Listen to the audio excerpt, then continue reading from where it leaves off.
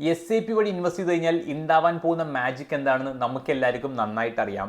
പക്ഷേ real magic എന്ന് പറയുന്നത് SIP പ്ലസ് SWPയുടെ കോമ്പിനേഷനാണ്. അതായത് മാസം മാസം ഒരു 15,000 വെച്ചുകൊണ്ട് ഒരു 25 കൊല്ലത്തേക്ക് ഇൻവെസ്റ്റ് ചെയ്യുക. അതും എല്ലാ കൊല്ലവും ഒരു 10% സ്റ്റെപ്പ് അപ്പും കൂടി ചെയ്തു എന്നാണെങ്കിൽ 40 ലക്ഷം വെച്ചുകൊണ്ട് എല്ലാ കൊല്ലവും നിങ്ങളെ കൊണ്ട് 30 കൊല്ലത്തേക്ക് വിഡ്രോവൽ ചെയ്യാൻ പറ്റും. കേട്ടപ്പോൾ കുറച്ച് കൺഫ്യൂസ്ഡ് ആയോ? എങ്കിൽ ഒന്നും പേടിക്കേണ്ട, വളരെയധികം സിംപ്ലിഫൈ ചെയ്ത് ഇത് എങ്ങനെയാണ് വർക്കൗട്ട് ആവുന്നത് നമുക്ക് ഇന്ന് പഠിക്കാം. Myself Nidhin Nair and welcome to our YouTube channel Finance by Nidhin. First of all SIP എന്ന് പറഞ്ഞാൽ സിസ്റ്റമാറ്റിക് ഇൻവെസ്റ്റ്മെന്റ് പ്ലാൻ. ഒരു സ്ഥലത്തേക്ക് സിസ്റ്റമാറ്റിക് ആയിട്ട് ഇൻവെസ്റ്റ് ചെയ്തുകൊണ്ടിരിക്കുന്നത്, അത് മേ ബി സ്റ്റോക്സ് ആവാം അല്ലെങ്കിൽ മ്യൂച്വൽ ഫണ്ട്സ് ആവാം. പക്ഷെ കൂടുതൽ ആൾക്കാരും പ്രിഫർ ചെയ്യുന്നത് മ്യൂച്വൽ ഫണ്ട്സ് ആണ്. അത് വേണമെങ്കിൽ വീക്ക്ലി ബേസിസ് ചെയ്യാൻ പറ്റും, മന്ത്ലി ചെയ്യാൻ പറ്റും, ക്വാർട്ടർലി ചെയ്യാൻ പറ്റും. പക്ഷെ കൂടുതൽ ആൾക്കാർ ഇവിടെ പ്രിഫർ ചെയ്യുന്നത് മന്ത്ലി ബേസിസിലാണ്. ഒരു വെൽത്ത് ക്രിയേറ്റ് ചെയ്യാൻ നോക്കുന്നുണ്ടെന്നാണെങ്കിൽ തീർച്ചയായിട്ടും SIP ആണ് ഉള്ളതിൽ വളരെയധികം കൺവീനിയന്റ് ആയിട്ടുള്ള ഒരു ഓപ്ഷൻ. SWP എന്ന് പറഞ്ഞാൽ എക്സാക്ട്ലി അതിന്റെ ഓപ്പോസിറ്റ് ആണ്, സിസ്റ്റമാറ്റിക് വിഡ്രോവൽ പ്ലാൻ. അതായത് ഒരു സ്ഥിരമായിട്ടുള്ള എമൗണ്ട് നമ്മൾ വിഡ്രോ ചെയ്തുകൊണ്ടിരിക്കുന്നതാണ് നമ്മൾ SWP എന്ന് പറയുക. അതായത് വെൽത്ത് ക്രിയേറ്റ് ചെയ്യാൻ നോക്കുന്നുണ്ടോ, SIP ബെസ്റ്റ് ഓപ്ഷൻ ആണ്. അതല്ല, ഇൻവെസ്റ്റ് ചെയ്ത് കഴിഞ്ഞ് അത്യാവശ്യം ഒരു വെൽത്ത് ആയിട്ടുണ്ട് എന്നാണെങ്കിൽ മാസം മാസം സ്ഥിരമായ ഒരു എമൗണ്ട് എടുത്തുകൊണ്ട് ഒരു ഫൈനാൻഷ്യൽ ഫ്രീഡം അച്ചീവ് ചെയ്യണമെന്നാണെങ്കിൽ SWP തീർച്ചയായിട്ടും കൺസിഡർ ചെയ്യാം അവിടെ. ഇനി നമുക്കൊരു എക്സാമ്പിളിലേക്ക് പോവാം. നിങ്ങളുടെ വയസ്സ് ഇപ്പോൾ ഒരു 30 ആണെന്ന് വിചാരിക്കുക. ഇനി ഒരു 55 കൊല്ലത്തേക്ക് വരെ ഇൻവെസ്റ്റ് ചെയ്യാൻ റെഡിയാണ്. അതായത് ഒരു 25 കൊല്ലത്തേക്കും കൂടി ഇൻവെസ്റ്റ് ചെയ്യാൻ നിൽക്കുന്നു. മന്ത്ലി നിങ്ങൾ എക്സ്പെക്ട് ചെയ്യുന്ന ഒരു വിഡ്രോവൽ എമൗണ്ട് എന്ന് പറയുന്നത് 1 lakh വെച്ചുകൊണ്ടാണ്. അത് അഡ്ജസ്റ്റ് ടു ഇൻഫ്ലേഷൻ 5%. അതായത് ഒരു 25 കൊല്ലം കഴിഞ്ഞാൽ എന്താണോ 1 ലക്ഷത്തിൻ്റെ വാല്യൂ ആവാൻ പോകുന്നത് ആ എമൗണ്ട് ആയിരിക്കും നമ്മൾ വിഡ്രോ ചെയ്യാൻ പോകുന്നത്. അതേപോലെ തന്നെ ലൈഫ് എക്സ്പെക്ടൻസി എന്ന് പറയുന്നത് ഒരു 85. അതായത് 55 വയസ്സ് റിട്ടയർ കഴിഞ്ഞാൽ ഒരു 30 കൊല്ലം കൂടി ജീവിക്കുമെന്നൊരു അപ്രോക്സിമേറ്റ് നമ്പർ എടുത്ത് നോക്കുകയാണെന്നാണെങ്കിൽ നിങ്ങളുടെ കയ്യിൽ 7.18 കോടി രൂപ ഉണ്ടെങ്കിൽ മാത്രമേ ഫൈനാൻഷ്യൽ ഫ്രീഡം അച്ചീവ് ആയി എന്ന് പറയാൻ പറ്റുള്ളൂ. അതായത് റിട്ടയർ ആവുന്ന 55-ാം വയസ്സിൽ 7.18 കോടി ഉണ്ട് എന്നാണെങ്കിൽ ഇൻഫ്ലേഷൻ അഡ്ജസ്റ്റ് ആയിക്കൊണ്ട് എല്ലാ മാസവും 1 ലക്ഷം വെച്ചുകൊണ്ട് നമ്മളെ കൊണ്ട് ഇവിടുന്ന് വിഡ്രോ ചെയ്യാൻ പറ്റുന്നതായിരിക്കും. അങ്ങനെ അത് പോസിബിൾ ആയി എന്നാണെങ്കിൽ ഫൈനാൻഷ്യൽ ഫ്രീഡം അച്ചീവ് ആയി എന്ന് ഉറപ്പിച്ച് പറയാൻ പറ്റും. സോ ഇവിടെ 1 ലക്ഷം എന്നുള്ളത് നമ്മൾ നമ്മുടെ സൈഡിൽ നിന്ന് എടുത്ത ഒരു അപ്രോക്സിമേറ്റ് നമ്പർ മാത്രമാണ്.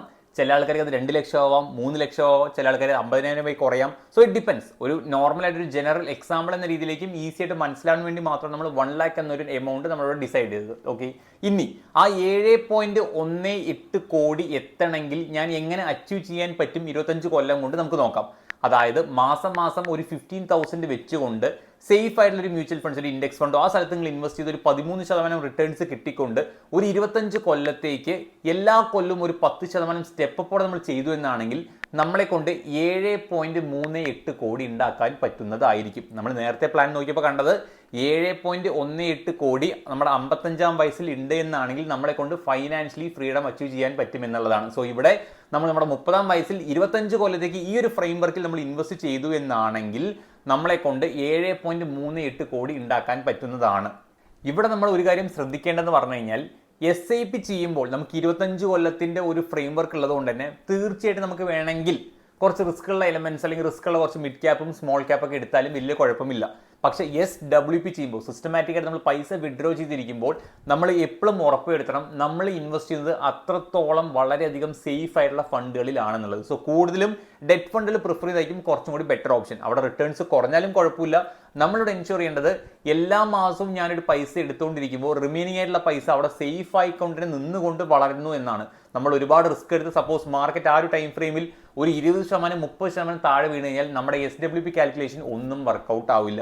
സോ തീർച്ചയായിട്ടും ലോങ്ങർ ടൈം ഫ്രെയിം നോക്കുമ്പോൾ SIPയിൽ കുറച്ച് റിസ്ക് ഉള്ള എലിമെന്റ്സ്, റിസ്ക് ഉള്ള മ്യൂച്വൽ ഫണ്ട്സ് ഒക്കെ എടുത്താലും കുഴപ്പമില്ല. SWP ചെയ്യുമ്പോൾ നിർബന്ധമായിട്ടും ഉറപ്പുവരുത്തുക അത് റിട്ടേൺസ് കുറച്ച് കുറഞ്ഞാലും കുഴപ്പമില്ല, സേഫ് ആയിട്ടുള്ള ഫണ്ടിലാണ് നമ്മൾ ഇൻവെസ്റ്റ് ചെയ്യുന്നതെന്ന് മാത്രം. അപ്പോൾ നമ്മൾ ഓൾറെഡി ഡിസ്കസ് ചെയ്തു, മാസം മാസം ഒരു 15,000 വെച്ചുകൊണ്ട് നമ്മൾ 25 കൊല്ലത്തേക്ക് നമ്മൾ ഇങ്ങനെ ഇൻവെസ്റ്റ് ചെയ്യുകയാണെന്നാണെങ്കിൽ ആ ഒരു ഫ്രെയിം വർക്ക് നിങ്ങൾ ഫോളോ ചെയ്ത് കഴിഞ്ഞാൽ നിങ്ങളെ കൊണ്ട് 7.38 കോടി ഉണ്ടാക്കാൻ പറ്റുമെന്നുള്ളത്. നമ്മൾ ആദ്യം തന്നെ വീഡിയോയുടെ തുടക്കം പറഞ്ഞിട്ടുണ്ടായിരുന്നു, മാസം മാസം 1 ലക്ഷം വെച്ചുകൊണ്ട് ഇൻഫ്ലേഷൻ അഡ്ജസ്റ്റ് ആയിട്ടുള്ള 1 ലക്ഷം വെച്ച് നമ്മൾ വിഡ്രോ ചെയ്യാൻ നമ്മൾ ഇനി എന്തെല്ലാം ചെയ്യണം എന്നുള്ളത്. സോ നമ്മുടെ 55-ാം വയസ്സിൽ 7.38 കോടി കയ്യിൽ കിട്ടി എന്ന് വിശ്വസിക്കുക. ഇനി നമുക്ക് അവിടെ നിന്നുള്ള വിഡ്രോവൽ പ്ലാൻ എങ്ങനെയാണ് പ്ലാൻ ചെയ്യേണ്ടത് നമുക്ക് വർക്കൗട്ട് ചെയ്ത് നോക്കാം. സോ നിങ്ങൾക്ക് ഇവിടെ ക്ലിയർ ആയിട്ട് കാണാൻ പറ്റും, നമ്മുടെ ഈ പ്ലാൻ എല്ലാം സ്റ്റാർട്ട് ആവുന്നത് 55-ാം വയസ്സിലാണ്. അതായത് നമ്മൾ 30-ാം വയസ്സിൽ സ്റ്റാർട്ട് ചെയ്തു, നമ്മൾ 25 കൊല്ലത്തേക്ക് ഇൻവെസ്റ്റ് ചെയ്ത് 55-ാം വയസ്സിലാണ് നമ്മുടെ റിട്ടയർമെന്റ് പ്ലാൻ സ്റ്റാർട്ട് ആവുന്നത്.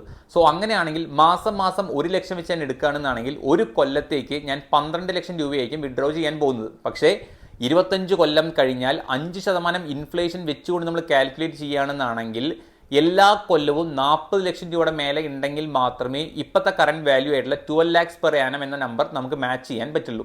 സോ എൻ്റെ ഓൾറെഡി ഇൻവെസ്റ്റ്മെന്റ് വാല്യൂ എന്ന് പറയുന്നത് 7.18 കോടിയാണ്. അതായത് നമുക്ക് റിട്ടയർമെന്റ് കിട്ടാൻ വേണ്ടി നമുക്ക് മാസം 1 ലക്ഷം എടുക്കണമെന്നാണെങ്കിൽ നമ്മൾ ഓൾറെഡി കാൽക്കുലേറ്റ് ചെയ്തപ്പോൾ നമുക്ക് കിട്ടിയ നമ്പറാണ് 7.18 CR. ഇവിടെ നിന്നുകൊണ്ട് ഞാനൊരു 40 ലക്ഷം വിഡ്രോ ചെയ്യാൻ പോവാണ്. പക്ഷെ നമ്മൾ ഒന്നും കൂടി മനസ്സിലാക്കണം, ഈ വാല്യൂ അതായത് 7.18 കോടിയിൽ നിന്നാണ് നമുക്ക് ഇൻവെസ്റ്റ് ചെയ്തുകൊണ്ട് നമുക്ക് റിട്ടേൺസ് ഒരു 10% കിട്ടുന്നത്. അത് നമ്മുടെ ടാക്സും കാര്യങ്ങളും എല്ലാം കട്ട് ചെയ്ത് കഴിഞ്ഞാൽ പോലും ആ 7.18 കോടി എന്ന് പറയുന്നത് നമുക്ക് അവിടെ കിട്ടാൻ പോകുന്ന ഫൈനൽ വാല്യൂ ഒരു കൊല്ലം കഴിഞ്ഞാൽ 7.81 കോടി രൂപയായിരിക്കും. ഈ 7.81 കോടി രൂപയിൽ നിന്നുകൊണ്ടാണ് നമ്മൾ നിയർലി ഒരു 40 lakhs അവിടെ നിന്ന് വിഡ്രോ ചെയ്യാൻ പോകുന്നത്. സോ അങ്ങനെ ചെയ്തു കഴിഞ്ഞാൽ പോലും എനിക്ക് ആദ്യത്തെ കൊല്ലം കഴിഞ്ഞാൽ കയ്യിൽ ഉണ്ടാവാൻ പോകുന്ന എമൗണ്ട് എന്ന് പറഞ്ഞാൽ നിയർലി 7.40 CR ആണ്. ആ പോയിന്റ് ക്ലിയർ ആയി എന്ന് വിശ്വസിക്കുന്നു. നമുക്കപ്പോൾ ഓൾറെഡി 40 ലക്ഷം വിഡ്രോ ചെയ്തു, നമ്മൾ ഉണ്ടാക്കിയ ഓൾറെഡി 7.18 കോടി രൂപ നമ്മൾ വീണ്ടും അവിടെ റീഇൻവെസ്റ്റ് ചെയ്തുകൊണ്ട് ടാക്സും എല്ലാം പേ ചെയ്ത് കഴിഞ്ഞാൽ പോലും നമുക്ക് ഫൈനലി കിട്ടുന്ന വാല്യൂ എന്ന് പറഞ്ഞാൽ 7.40 CR ആണ്. ഇനി ഞാൻ രണ്ടാമത്തെ കൊല്ലത്തേക്ക് പോകുമ്പോൾ എൻ്റെ അവിടുത്തെ ഇൻവെസ്റ്റ്മെന്റ് വാല്യൂ എന്ന് പറയാൻ പോകുന്നത് 7.40 CR ആയിരിക്കും. സോ നിങ്ങൾക്ക് ക്ലിയർ ആയിട്ട് ഇവിടുത്തെ എക്സൽ ഷീറ്റ് നോക്കിക്കഴിഞ്ഞാൽ കാര്യങ്ങളെല്ലാം മനസ്സിലാവേണ്ടതാണ്. അതായത് നമ്മുടെ കയ്യിൽ ഒരു ഇൻവെസ്റ്റ്മെന്റ് വാല്യൂ ഉണ്ട്, ആ ഇൻവെസ്റ്റ്മെന്റ് വാല്യൂ നമ്മൾ വീണ്ടും റീഇൻവെസ്റ്റ് ചെയ്ത് നമ്മൾ അവിടുന്ന് റിട്ടേൺസും ഉണ്ടാക്കുന്നുണ്ട്. അതേപോലെ തന്നെ മാസം 1 ലക്ഷം എന്ന എമൗണ്ട് അഡ്ജസ്റ്റ് ടു ഇൻഫ്ലേഷൻ നമ്മൾ ആ 1 ലക്ഷം എന്നുള്ള എമൗണ്ട് നമ്മൾ വിഡ്രോ ചെയ്തുകൊണ്ടിരിക്കുന്ന എല്ലാ കൊല്ലവും മുന്നോട്ട് പോകുമ്പോൾ നമ്മൾ ഇങ്ങനെ സിസ്റ്റമാറ്റിക് ആയിട്ട് വിഡ്രോവൽ ചെയ്ത് കഴിഞ്ഞാൽ നമ്മളെ കൊണ്ട് നിയർലി നമ്മൾ വിഡ്രോ ചെയ്യാൻ പോകുന്ന എമൗണ്ട് ടോട്ടൽ എന്ന് പറഞ്ഞാൽ നിയർലി 29 CR ആയിരിക്കും.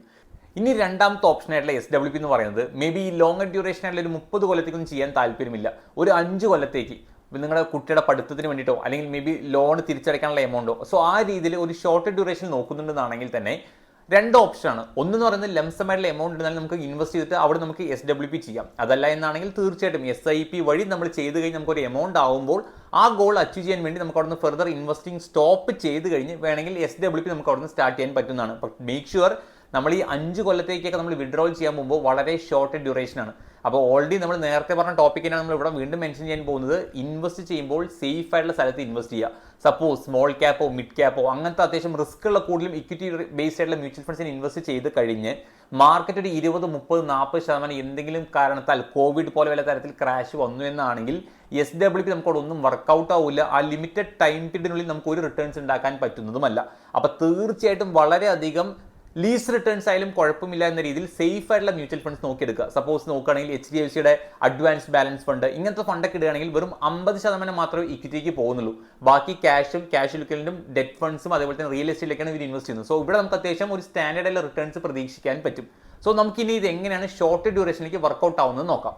സോ ഇവിടെ മാസം ഒരു 10,000 വെച്ചുകൊണ്ട് ഒരു 13% റിട്ടേൺസ് കിട്ടുന്ന രീതിയിൽ അത്യാവശ്യം മ്യൂച്വൽ ഫണ്ട്സിൽ ഇൻവെസ്റ്റ് ചെയ്ത് ഒരു 10 കൊല്ലം ഈ കണ്ടിന്യൂ ചെയ്തു എന്നാണെങ്കിൽ നിയർലി ഒരു 25 ലക്ഷം രൂപയുടെ അടുത്ത് നമുക്ക് ഉണ്ടാക്കാൻ പറ്റുന്നതാണ്.